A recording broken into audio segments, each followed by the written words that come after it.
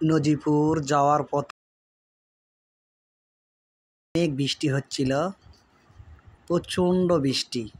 বৃষ্টির মধ্যে রেনকোট পরে দুইজনা রওনা দিছিলাম নজিপুরের উদ্দেশ্যে। এই বৃষ্টি ভিজতে ভিজতে গেলাম।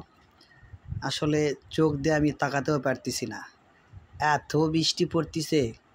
মোবাইলটা আমার ভিজে ভিজে যাচ্ছে, কিন্তু আসলে বুঝতে পারি নাই যে বৃষ্টি এত। দেখেন পুরা রাস্তা ভিজা।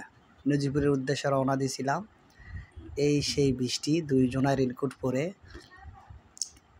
তারপরে এই যে দেখেন, এই যে বৃষ্টি আর বৃষ্টি, পুরা রাস্তা ফাঁকা। মনে হয় এই গুড়ি গুড়ি বৃষ্টি শুরু হয়েছে না হয়েছে, দাঁড়ায় থাকতে থাকতে পা পর্যন্ত ব্যথা। এই তারপরে অবশেষে আস্তে করে রেনকোট পরে রওনা দিলাম। এই সেই বৃষ্টি, দেখেন এত বৃষ্টি, আল্লাহ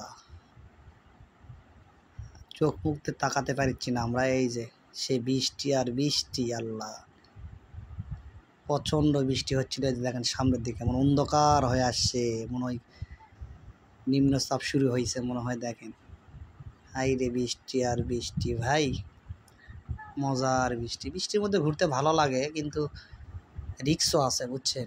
স্লিপ করার ভয়, মোটরসাইকেল জোরে চালানো যায় না, এই জন্যেই অনেক ভয়। ধীরে ধীরে যেতে হয় বৃষ্টির সময়। আমরা তো ঘোরার উদ্দেশ্যে বের হয়ে আসলে বাড়িতে বসে থাকা যায় না, না ঘুরলে ভালোও লাগে না। কি করব, বৃষ্টির মধ্যেই ঘুরতেছি।